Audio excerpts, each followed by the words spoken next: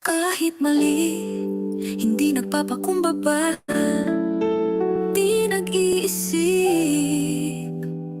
Para daw sa mahirap pero puro yaman at luho, di mo alam pinagkakakitaan ka nito.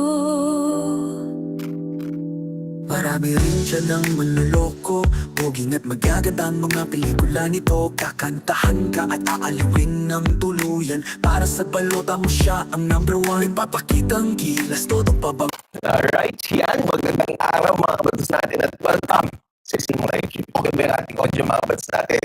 Mainit-init yung ating pag-uusapan kasi nga mga kabatas natin nag-aabogado isang si Paduano. Abogado ba siya mga kabatas natin? Mo sa harap ng kamera, akala mo santo, pero sa likod, grabe ang likod. Sa sariling multo lang ito takot. Halang ang hinahalal, di puso ang magandang asal. May adik, may kriminal, mga taong walang moral. Check. Huwag kami mamili lang, magiging Yan, okay na. Garalgal pa rin ba? Ito si mga kabatas natin, nag-aabogado kasi si nag-aabogado si Paduano mga kabatas natin. Nakakatawa lang. Okay? Garalgal pa rin. nakawal, asting na babaero, o kiyak manloloko. Dapat panay ang bisyo at masama kang tao. Kung di halang ang bituka mo, di ka iboboto ng Pilipino. Nariyan ang puso, walang Abogado ba siya, si Paduano? Bago tayo tumungo sa kanya mga kabatas natin, as predicted, like I told you mga kabatas natin, di ba? Ganyan lang nangyayari dito sa Pilipinas. If you ask accountability from these congressmen, they will just drown you with information. Pero ito nga yung sinabi ko sa inyo. Sinabi ko rin sa inyo, di ba, na ilalabas nila itong EJK na ito. Di ba? Mga kabatas na, hindi attorney NPA siya dati, nako. Di ba sabi ko sa inyo mga kabatas natin na ilalabas nila itong issue na ito? I told you, di ba? Sabi ko sa inyo na ilalabas nila yung issue na ito. Pero sabi ko sa inyo, hindi gagana yung issue na ito o hindi gagana yung pag ito ang gagawin nilang panakip-butas kasi nga napag-usapan na ito. Kailangan natin ng bago for the people to actually be interested. Di ba? Kasi mga kabatas natin, tinawag nila si Grijaldo doon. Obviously, alam naman natin kung ano yung gusto niyang mangyari doon, di ba? They will just cite him in contempt. These guys are very predictable. Okay? Unang-una, mga kabatas natin, di ba nag-file na sila ng anti-EJK bill? Di ba?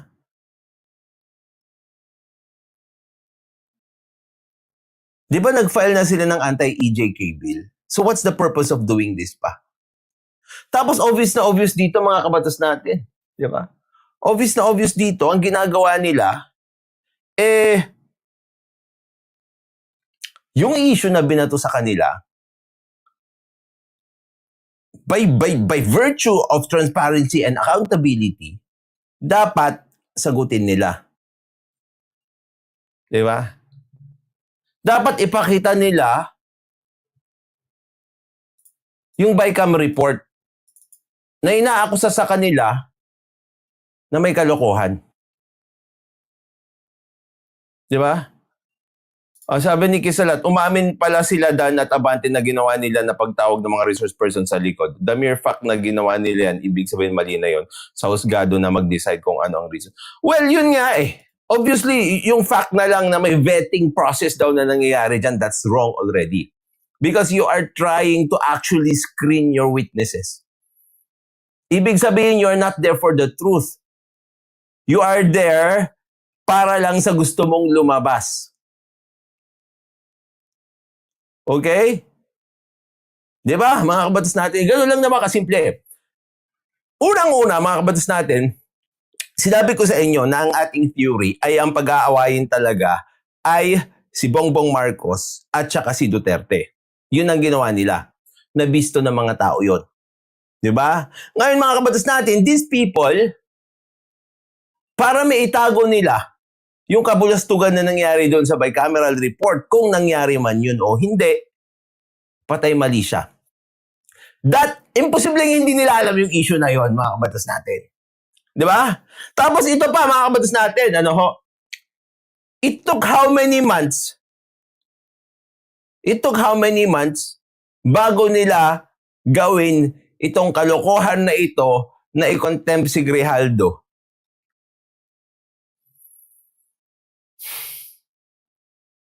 Di ba? Imbis na bycam ang issue, iba ang well, ito nga yung sinasabi ko sa inyo mga kabatas natin eh. Hindi na fact-finding, narrative building na. Correct. Ito yung sinasabi ko sa inyo mga kabatas natin, no? These congressmen, in what they are doing, we are losing billions of money. Billions yung nawawala doon sa ginawa nila, doon sa bicameral report, at doon sa paggawa nila ng ating General Appropriations Act.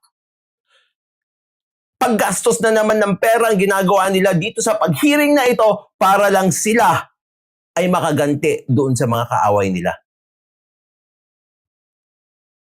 Di ba? Tapos ito si Paduano, mga kabatas natin. Si Paduano to, di ba? Si Paduano to, mga kabatas natin, nag-educate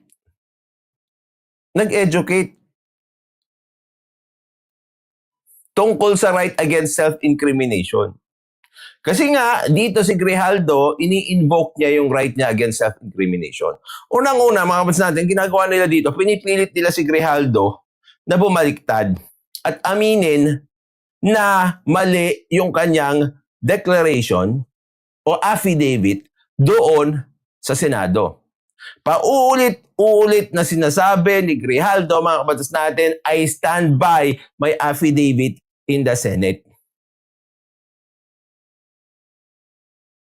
And I invoke my rights of incrimination. Ano kasi ang incriminating dito, mga kabatas natin? Yung pinipilit nila siya magbago ng testigo, of course, that will be perjurious on his part. Di ba? Napanood natin ito dun sa mga nakisabay sa akin kaninang hapon, mga kabatas natin, yun yung ginagawa nila. Siyempre, obviously, iko-contempt naman sila niyan. Okay?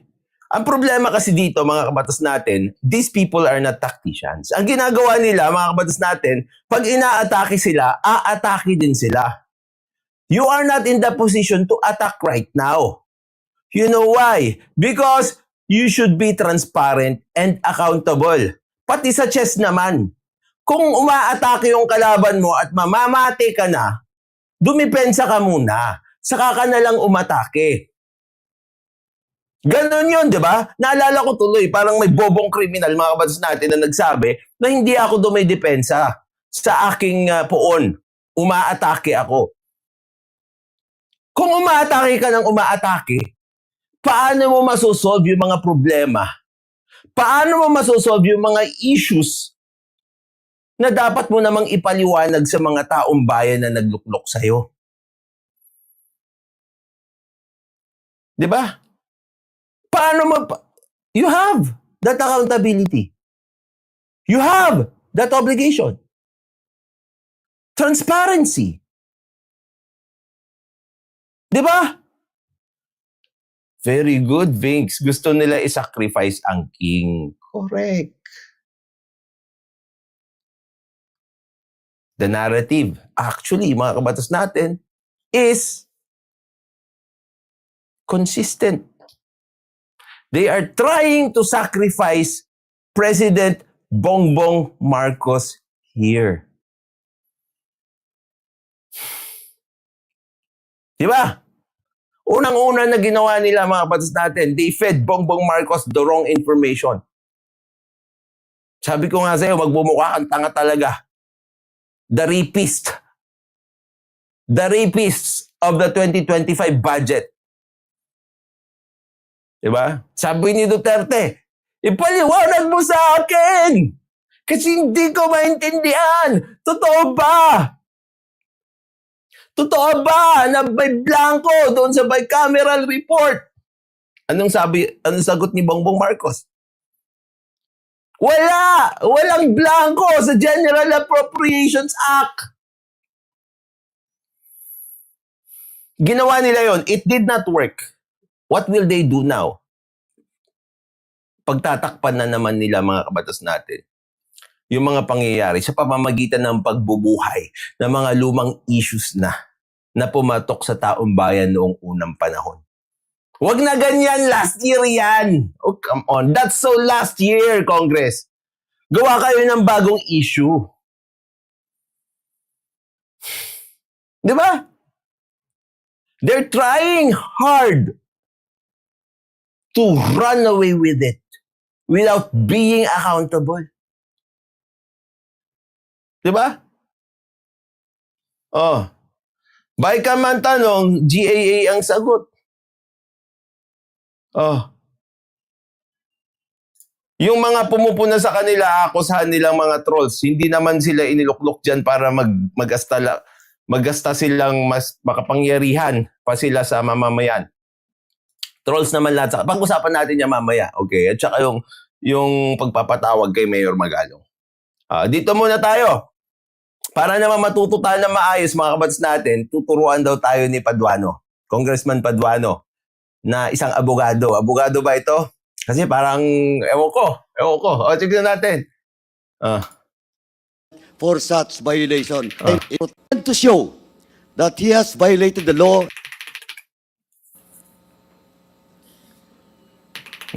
Pinanakop, Dadaanin mo na lang sa yabang. Huwag sa utak. Ewan ko kung sino yung mga binoboto nyo kasi. hindi mo masagot. You're a graduate of PNP Class 97. Hindi mo palang napagandaan kung alin doon ang pwede mong invoke at hindi invoke nung tinanong ka Chairman Akop. Hindi mo Ikaw nga, ano ka? Congressman ka. Nagbabasa ka ng jurisprudence, di mo pa maintindihan? masagot. Any specific basis or laws. Constitution!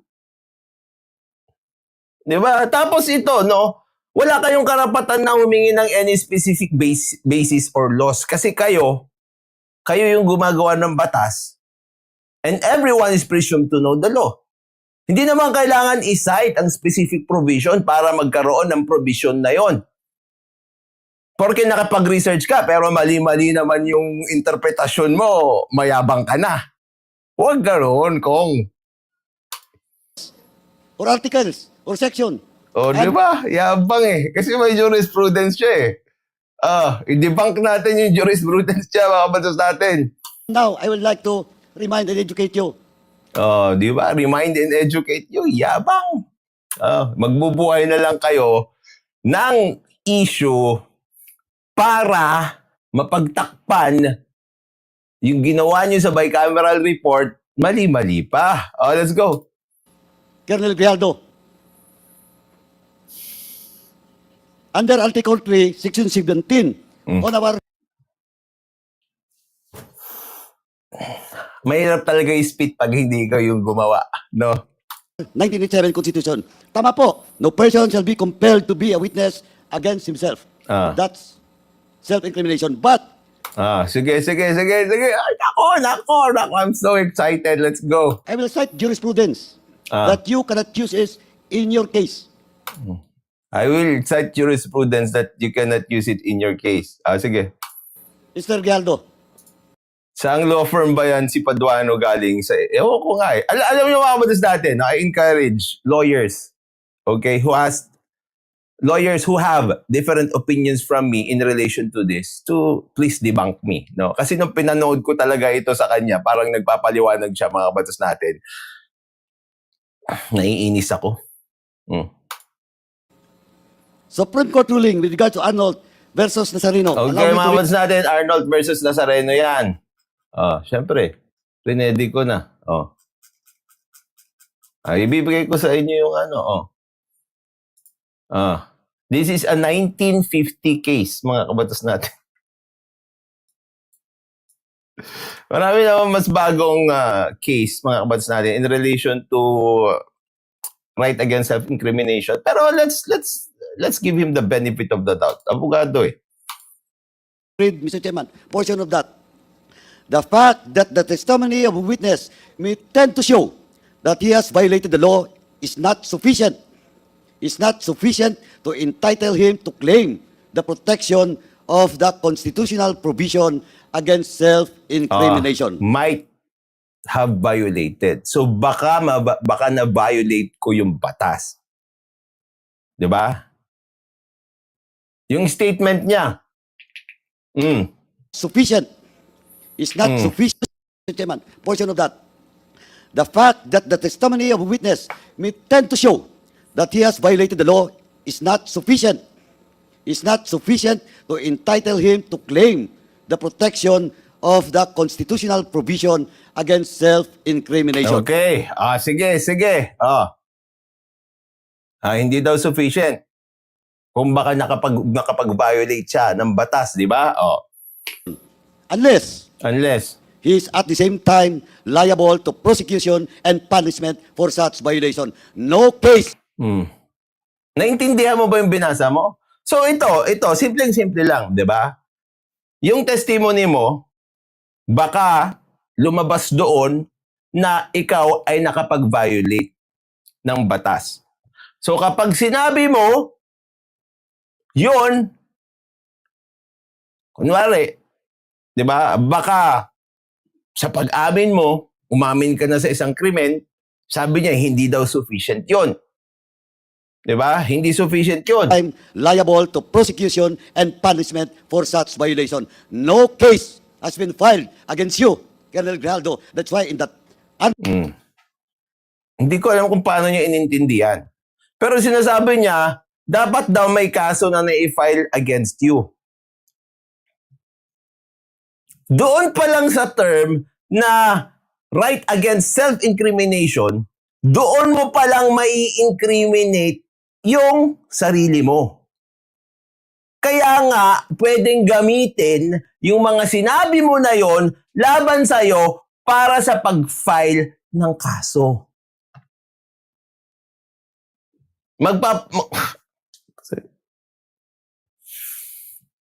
Future, yung sinasabing prinoprotectionan dyan sa right against self-incrimination. Congressman, attorney. Hindi kailangan na may nakafile ng case sa kanya, doon niya lang pwedeng i-invoke yung right na yan.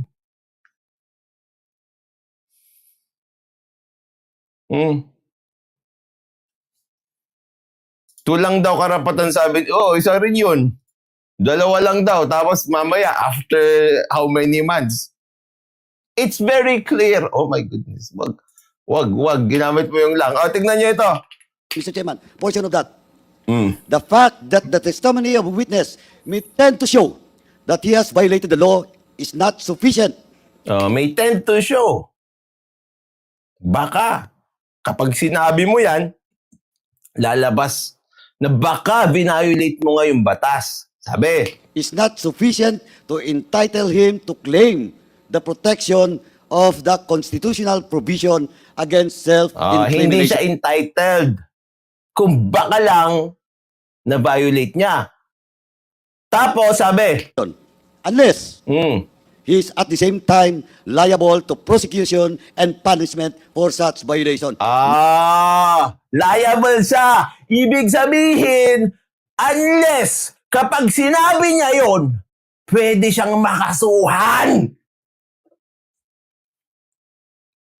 English na nga lang. Simpleng English yan. Hindi mo maintindihan.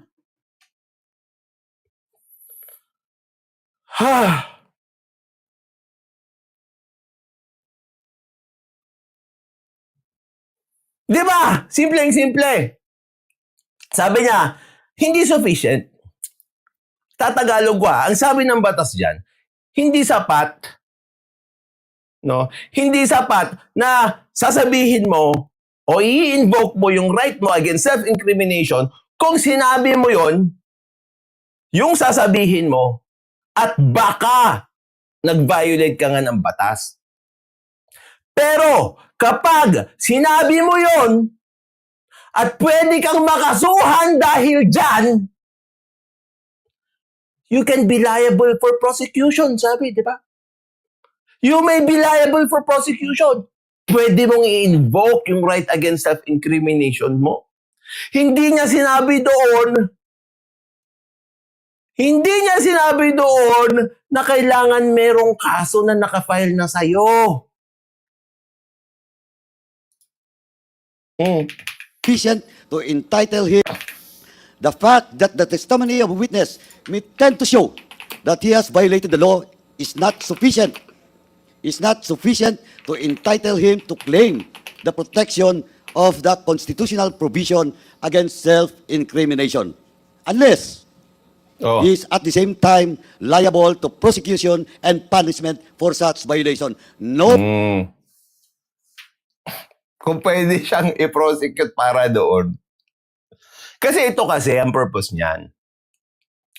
For example, a very, very, very, very, very, very, very, very, very blatant example. For example, yung ginawa niyang krimen, nag-prescribe na. Ibig sabihin, hindi na siya pwedeng ma-prosecute, di ba? Libel. 1 year lang. Di ba? Tapos, mga kabatos natin, ilang taon na yung nakalipas. Tinanong siya, siniraan mo ba yung taong ito? Pwede niya bang i-invoke yung right niya against self-incrimination? Hindi niya pwedeng i-invoke. Bakit? Kasi nga, prescribed na po yung kaso. Pwede ka na sumagot. Sasabihin mo, opo, siniraan ko po siya. Rape, 20 years. Di ba? Lampas na ng 20 years. 27 years na. Ang tatanda na nila. Sabi niya, ginahasa mo ba? Ginahasa mo ba? Si Pepsi! I-invoke niya, I invoke my right against self-incrimination. Hindi na pwede. Bakit? You cannot be prosecuted for that case anymore because it has already prescribed. O, so yun yung sinasabi dyan. O, puntahan natin yung mismong kaso, ha? Buuin natin. Sabi niya, generally, the question whether testimony is privilege is for the determination of the court. At least, it is not enough for the witness to say that the answer will incriminate him, as he is not the sole judge of his liability. The danger of self-incrimination must appear reasonable and real to the court from all the circumstances. And from the whole case, as well as from his general conception of the relations of the witness, upon the facts thus developed, it is the province of the court to determine whether a direct answer to a question may incriminate or not. So yan yung sinabi dito, di ba? Ang magdidetermine pa rin naman kasi korte dyan. Di ba?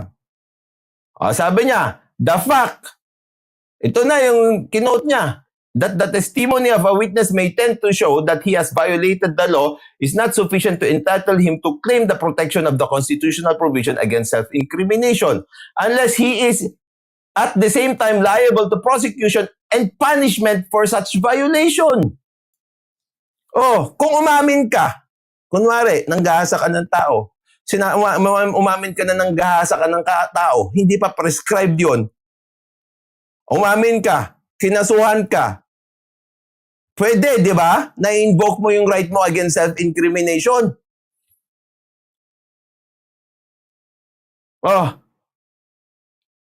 Tapos ito yung pinaka-gist niyan. The witness cannot assert his privilege by reason of some fanciful excuse for protection against an imaginary danger or to secure immunity to a third person. Imaginary danger. Kaya nga ang pinaliwanag ko sa inyo, di ba, na pinaka-obvious, kapag prescribed na yung kaso. Kapag prescribed na yung kaso, hindi ka na pwedeng makasuhan tungkol doon. You cannot be prosecuted in relation to it, then you cannot invoke the right against self-incrimination. Ikaw, binasa mo na nga eh. Dito nga sa dulo pa lang, sinabi dito, unless he is at the same time liable to prosecution and punishment for such violation. So, ibig sabihin, pag binayolate niya yung batas at inamin niya yon, kapag pwede pa siyang masakasuhan tungkol doon, pwede niyang i-invoke yung right niya against self-incrimination. In this particular case, ano ba yung ginagawa niyo kay Grijaldo? Ang gusto niyong gawin ni Grijaldo, baliktarin niya yung kanyang sinabi sa Senado. And that's perjurious, right? Correct, that's perjurious. Can he be prosecuted for that? Yes, he can be prosecuted for that. So can he invoke his right against self-incrimination. Yes.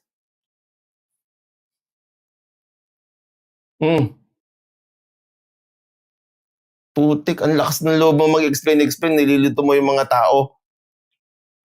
Ito yung explanation niya. Kailangan daw may i-file na kaso. Magtanong ka nga sa abogado mo. Kapag yan ang in-explain ng abogado mo, mag-usap nga kami ng abogado mo, baka mali ako. Napakalinaw ng sinabi ng batas doon. Hindi ka lang pwedeng gumawa ng kahit anong excuse mo. Sabi niya. Pero kapag pwede kang makasuhan, ma-prosecute tungkol dyan, pwede mong i-invoke. Hindi ka pwedeng mag-imbento ng kahit anong imaginary lang. Kasi tulad nga ng sinabi niya dito, yun yung sinasabi niya. Kahit incriminating yan, pero pag hindi ka naman pwedeng ma-prosecute na dyan, pwede mong aminin. Like for example, prescribed na yung kaso. Hindi na sila pwedeng magkaso. Di ba? Okay, for example, double jeopardy. Tapos na yung kaso.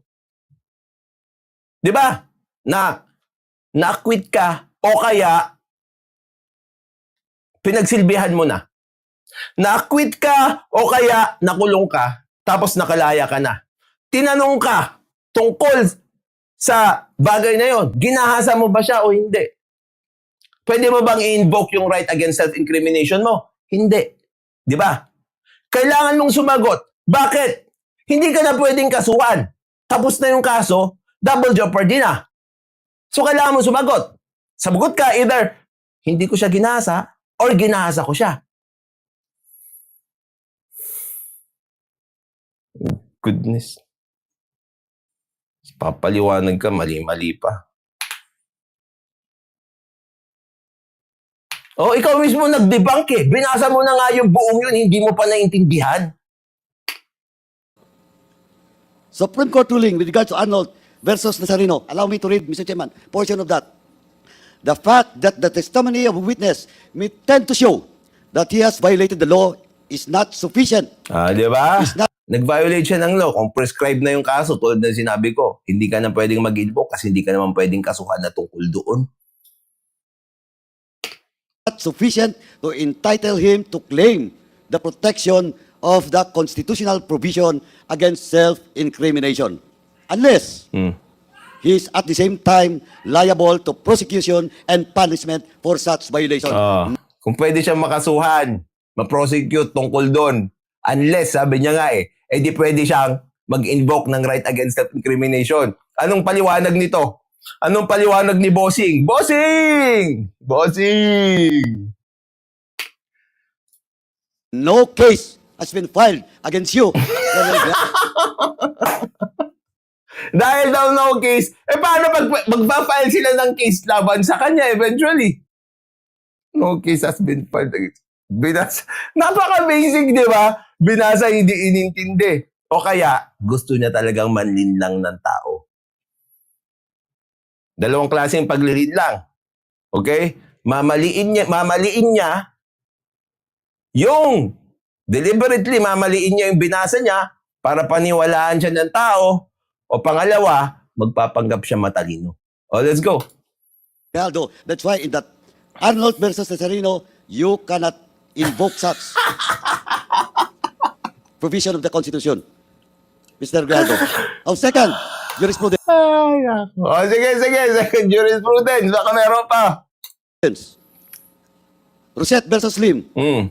The privilege against self-incrimination can be claimed. You can claim it only when specific question, incriminatory in character, is actually addressed to the witness.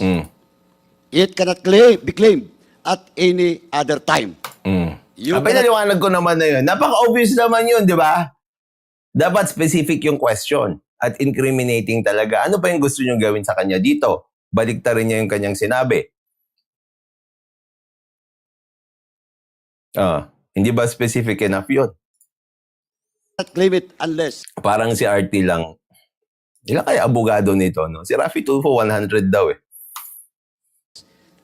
sabi nga doon sa Arnold at Nazareno, unless. Ano?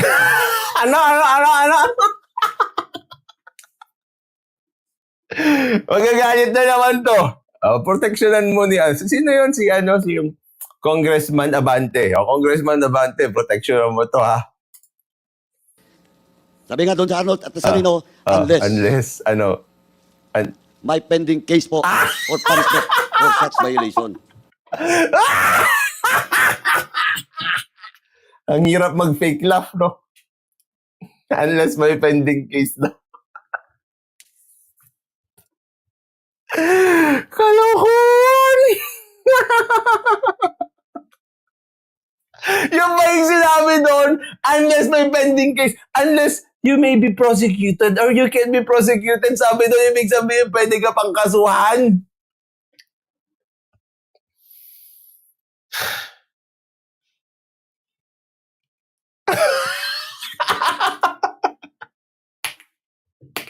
Sige, wari-wanag May niya. pending case po or punishment per time. You cannot claim it unless, sabi nga doon sa Arnold at Nazareno, unless may pending case po or punishment for such violation. Sinabi ba nun na may pending case? Unless he is at the same time liable to prosecution. Pwede siyang i-prosecute o kasuhan. O kaya i-punish para sa violation na yun. Sinabi ba dito na may pending case? Pending case? Wala. Oh my goodness. Liable siya. Pag gumawa ka ng isang krimen, liable ka. Ibig sabihin, pag liable ka ba sa isang bagay, may pending case ka na. Ha? Goodness, that's the kind of congressman we deserve. What the heck? Ang tatalino. May nakalagay ba dyan? Ito yung binasa mo. Unless he is at the same time liable to prosecution and punishment for such violation. Sinabi ba dyan na may pending case? Ibig sabihin, liable siya. O kaya pwede siyang makasuhan patungkol doon. Oh my goodness, Congressman.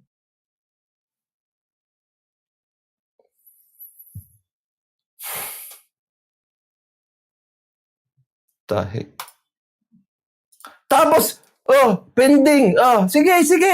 Sige, turuan mo kami. Let me educate you. May pending case po or other time. You cannot claim it unless, sabi nga doon sa Arnold at Nazareno, unless may pending case po or punishment for such violation. Delete!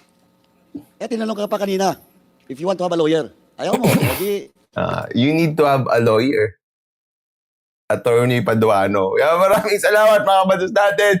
Siyempre, tulad lagi yung sinasabi, matulog po tayo na maimbing dahil alam natin, yan, natutulog na maimbing, siya laging panalo at hindi ganyang kayabang. Paalam po pansamantala.